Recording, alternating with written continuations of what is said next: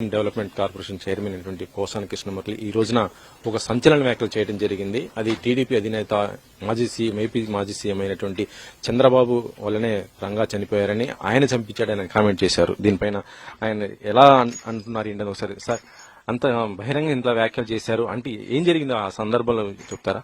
ఇది చంద్రబాబే చంపించారంటున్నారు కదా, దానికి రుజువులు ఏంటి, ఏముంది? చంద్రబాబు గారు రంగా గారిని చంపారని ఆ రోజుల నుంచి ఈ రోజుల వరకు ప్రతి నెల ప్రతి 10 రోజులకు ఒకసారి ఎవరో ఒకరు చెప్తా ఉన్నారు కదా. కొత్తగా వాళ్ళ అబ్బాయి చెప్పాడు, క్లిప్పింగ్ చూసుకోండి, రాధాబాబు క్లిప్పింగ్ చూడండి.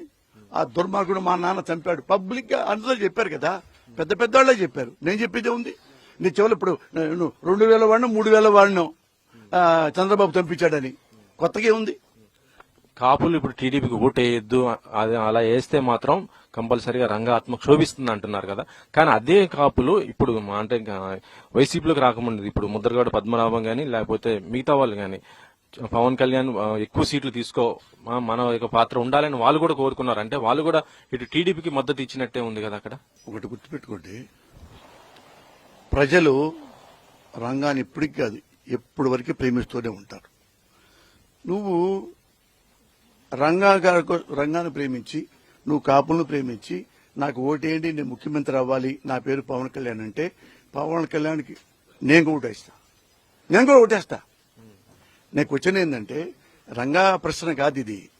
నువ్వు అంతకుముందు చంద్రబాబు చాలా అవినీతిపరుడు, వాళ్ళ అబ్బాయి ఇంకా వాళ్ళ బావమరిది ఇంకా అని నువ్వు చెప్పిన వాడివి, కాపుల ముందు చెప్పిన వాడివి. మళ్ళా నువ్వు నా బొడ్డు అని చెప్పి మళ్ళా ఎందుకు ఎప్పుడైతే నువ్వు తిట్టావో వాడినే మళ్ళీ నువ్వు ముఖ్యమంత్రి ఎందుకు అడుగుతున్నావు? మరి చెప్పాలిగా. అది చెబుతుంటే నన్ను అడగొద్దంటే ఇది ప్రజాస్వామ్యం కదా. నువ్వు ఏం చెప్పినా తొలగపరంటున్నా అదే నేను అడిగేది. అందుకే వాళ్ళకేం చెప్తున్నానంటే నువ్వు ఎవరికైనా వేసుకో, రంగాన్ని చంపించిన వాడికి మీరు ఎలా వేస్తారు? అర్థమైందా? ఇప్పుడు నాకెవడన్నా ద్రోహం చేశాడు అనుకో, వాడికి ఓటు ఎందుకు వేస్తాను? ఓ చిన్న క్వశ్చన్, నీకు ద్రోహం చేసినా ఓటు ఏమంటే ఎందుకు వేస్తా? రీజన్ ఉండాలిగా.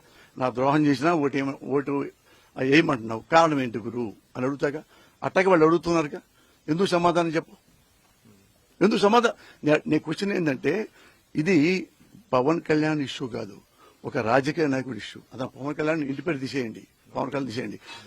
ఒక జనసేన ఒక అధ్యక్షుడు, ఈ అధ్యక్షుడు నిన్నెందుకు తిట్టావు? నేనంటే ఓటర్ని 100 అంట, నాకు క్రెడిబిలిటీ లేదు. ఎందుకని ఎలక్షన్ ఉంచోట్లేదుగా, ఎమ్మెల్యేగా ముఖ్యమంత్రి అవ్వాలని కోరుకోవట్లేదుగా. నేను కోరుకుంటే నువ్వు బుద్ధిగా మాడతా వెళ్ళి, అమ్మ అంతకుముందు తప్పు చేశాను, ఇంక తప్పు చేయను, క్షమించండి, ఏమైనా అవకాశం ఉంటే నాకు ఓటేయండి. ఇదే నేను చెప్తాను. అంటే జనసేన యొక్క ముఖ్య లక్షణం ఏంటంటే వైసీపీని అధికారం రావద్దు, మళ్ళీ జగన్ సీఎం కావకూడదు, దీనివల్ల ఓట్లు చేయకూడదని నేను ఇటు టీడీపీకి మద్దతు ఇస్తున్నానని చెప్తున్నాడు కదా.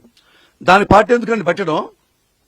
10 మంది 10 కార్లు వేసుకుని ఇళ్ళో చెప్పొచ్చు కదా, కార్యకర్తలాగా జగన్కేయద్దు అని చెప్పొచ్చుగా. దాని పార్టీ పెట్టి దాని సిలబస్ పెట్టి దాని మేనిఫెస్టో పెట్టి దాని జెండా వేసి దాని గ్లాస్ పెట్టి ఇవన్నీ ఈ ఎడాబడి చేసి ఇవన్నీ నేను ముఖ్యమంత్రి అవ్వడానికి వచ్చా, కానీ నాకు ముఖ్యమంత్రి వద్దు, ముఖ్యమంత్రి చంద్రబాబు చేయండి. అతను నువ్వు చెప్పే హక్కు నీకేడుంది? నువ్వు మోసం చేసి ఆల్రెడీ నువ్వు పార్టీ పెడితే నీకు ఓటేద్దాం అనుకున్నారు. నా పార్టీ ఉన్నా నేను పనికిరాను అంటున్నావు. నీకు అడిగే హక్కు నీకేది? పనికిరానోడివి ఎట్టా సైజ్ చేస్తావు ఇంకో నాయకుడిని? అదే కదన్నా ప్రశ్న. ఇందులో ఎవరిమే కోపంతో కాదు, నేను ఓటర్గా అడుగుతున్నా. ఓటరే అడగాలిగా మిమ్మల్ని, ఇంకెవరు అడుగుతారు? నేను ఓటర్ని, ఎక్కున్నా సరే ఓటర్ని, నువ్వు ఎక్కున్నా ఓటర్వే, ఇలా ఎందుకయ్యా? నువ్వు ఆన్సర్ చెప్పు, నేను నోరు మూసుకుంటా న్యాయంగా ఉంటే. ఇప్పుడు పవన్ యొక్క అభిప్రాయాన్ని వ్యతిరేకించేసి అంటే కాపులకు అన్యాయం జరుగుతుందనే ఉద్దేశంతో ఇటు ముద్రగడ్డ గానీ లేకపోతే హరిరామ్ జోగ వీళ్ళందరూ కూడా వైసీపీలో జాయిన్ అవుతున్నట్టు పరిస్థితి ఉంది. చాలా మంది కూడా అవుతున్నారు కదా. వైసీపీ నుంచి ఎలాంటి సపోర్ట్ ఇప్పుడు కాపులకు ఉండబోతుంది అనుకుంటున్నారు? ఎట్లా ఉంటుంది సార్? జగన్ గారు అందరు ఏం చెప్పారు? ఇదే మీ పబ్లిక్ క్లియర్ గా చెప్పాలి ఈ విషయం. ఇదే చంద్రబాబు నాయుడు కాపుల దగ్గరికి వెళ్లి, మీరు అందరు నాకు ఓట్లేసి గెలిపించండి ముఖ్యమంత్రిగా, నేను కాపు రిజర్వేషన్ ఇస్తా. నిజంగా పాపం నమ్మి వేశారుగా, అయినా వేశారు. పోనీ కాపులు అందరూ బాగుపడతారని. ఎప్పుడు ముఖ్యమంత్రి అవ్వంగానే లేదు, కాపులను నోరు మూయించాడు, కాపులను అరెస్ట్ చేయించాడు, మొదటిగా అవమానం చేశాడు, మోసం చేశాడు. ఇదే జగన్మోహన్ రెడ్డిని అడిగారు. జగన్మోహన్ రెడ్డి ఏమన్నా అంటే రిజర్వేషన్లు మాత్రం నా చేతిలో లేవమ్మా, అది తప్ప ఏమైనా చేస్తా. అది కోర్టులో ఉంది, అది కేంద్ర పరిధిలో ఉంటుంది, నా పరిధిలో లేదు. నేను హంబగ్గా మీకు చెప్పలేను. మీకేం చేయాలంటే I can do anything for you. ఏది ఆర్థిక పరిస్థితులు ఉందా, ఇల్లు లేవా, వాకిళ్ళు లేవా, చదువు లేదా, ఆరోగ్యం లేదా, కష్టాలున్నాయా, నష్టాలున్నాయా, కన్నీళ్లు ఉన్నాయా, అవన్నీ తుడుస్తా నేను ముఖ్యమంత్రి నాకు ఇస్తే. రిజర్వేషన్ మాత్రం నా చేతుల్లో లేనిది, డబ్బు నా చేతిలో ఉంది. ఎందుకంటే ఆంధ్రప్రదేశ్లో ప్రదేశ్కి నన్ను ముఖ్యమంత్రిని చేస్తారు కాబట్టి అవన్నీ చేస్తా, రోడ్లు వేస్తా, కరెంట్ ఇస్తా, నీళ్లు ఇస్తా. కానీ ఇది నా చేతిలో లేదు అని అక్కడే చెప్పాడుగా. మరి ఎందుకు నువ్వు అబద్ధం అంటాం? ఎందుకు అబద్ధం? కాబోలు ఎందుకు అబద్ధం? ఇంత అబద్ధాలని తెలిసి కూడా ఒకసారి వేశారు పాపం. ఇంకా ఇంత దుర్మార్గం తెలిసిన తర్వాత మళ్ళీ ఎందుకు వేయాలి అది అడిగా నేను. ఇప్పుడు నెక్స్ట్ గవర్నమెంట్ వస్తే కాపులకి మంత్రి పదవులతో పాటు ఒకవేళ డిప్యూటీ సీఎం ఇలాంటి కొన్ని కీలక పదవులు అయినా ఇస్తే కాపులు సాటిస్ఫై అయ్యే అవకాశం ఉందనుకుంటున్నారా? అట్లా ఉండదు గౌరు గారు. జగన్ గారు ఆయన ఎప్పుడు నేను ఈ రెడ్డి కులస్తుని అని ఎప్పుడు చెప్పడం, నేను క్రిస్టియన్ని అని చెప్పడు. నేను మనుషులని చెప్తాడు. నేను మీ తమ్ముడిని, మీ మామయ్యని, మీరు మా అక్క, మా చెల్లి, మా బావ, మా అన్న, మీకేం కావాలో చెప్పండి అన్ని చేస్తా. మీరు బతకడానికి ఏం కావాలి, గౌరవంగా బతకడానికి ఏం కావాలి, అవన్నీ చేస్తాడు. కావాలని చెప్పి ఆ ఓట్ల కోసం కాపులకు ఎక్కువ ఇస్తా, కావాలని చెప్పి ఇంకో చోటుకి వెళ్ళి కమ్మాళ్ళకి ఇస్తా, అట్లా చెప్పడు. మా ఊరుంది, ఇప్పుడు పింఛన్ ఉందండి, ఎవరు అర్హులో వాళ్ళందరికీ ఇస్తున్నాడు. అందులో కాపులు ఉన్నారు, కమ్మాళ్ళు ఉన్నారు, రెడ్లు ఉన్నారు, ఇంకో ఉన్నారు, ముస్లింస్ ఉన్నారు. అది ఓపెన్గా అందరూ చెప్తాడు. అది వైఎస్ఆర్ కూడా చెప్పాడు, ఒరే మనం ఈ పథకాలు ఇస్తున్నాం మన పార్టీల కోసమే కాదు, ప్రజలందరి కోసం. ఇవి ప్రజల్లో ఎవరెవరు అర్హత ఉందో. అప్పట్లో చూడండి మరి రైతులకి, అప్పుతో అందరూ రైతులకి మరి రుణమాఫీ చేశాడుగా. రుణమాఫీ రెడ్ల కోసం కాదుగా. ఈయన అదే మెంటాలిటీ. ఇట్లా ఓటు కోసం నేను మాట అన్నా ఆయన ఒకసారి పాదయాత్ర అప్పుడు, ఆయన జగన్ మన వైఎస్ఆర్ గారి లాగా రుణమాఫీ చేస్తారంటే ఓట్లు వేశారు కదా, మీరు కూడా ఒక్క మాట అనొచ్చు కదా, మన పోస్తే ఒకసారి ఓడిపోయాం కదా. పాదయాత్ర అప్పుడు నా చేపట్టుకున్నాడు. అప్పుడు కూడా అన్న చూడండి మీరు అది ఇది మీరు కూడా రుణమాఫీ చేస్తే మన ఓట్లు పడతాయేమన్నా అన్నా. నేను తెలియనితనంతో అన్నాడు, మురళి మనం చేయలేని పని మనం చెప్పకూడదు. ఆర్థిక పరిస్థితి చాలా చాలా దారుణంగా ఉంది ఆంధ్రప్రదేశ్లో. నేను దయచేసి పొరపాటున మీకు ఇన్ని వేల కోట్లు, 20 కోట్లు, 20,000, 30,000 కోట్లు రుణమాఫీ అని నేను చెయ్యను, అట్లాంటి మాట నేను చెప్పను అని క్లియర్గా చెప్పాడు. ఎందుకంటే చెప్తాడు, ఈ ఆర్థిక క్రమశిక్షణ బట్టే మనం సర్వీస్ చేయాలి.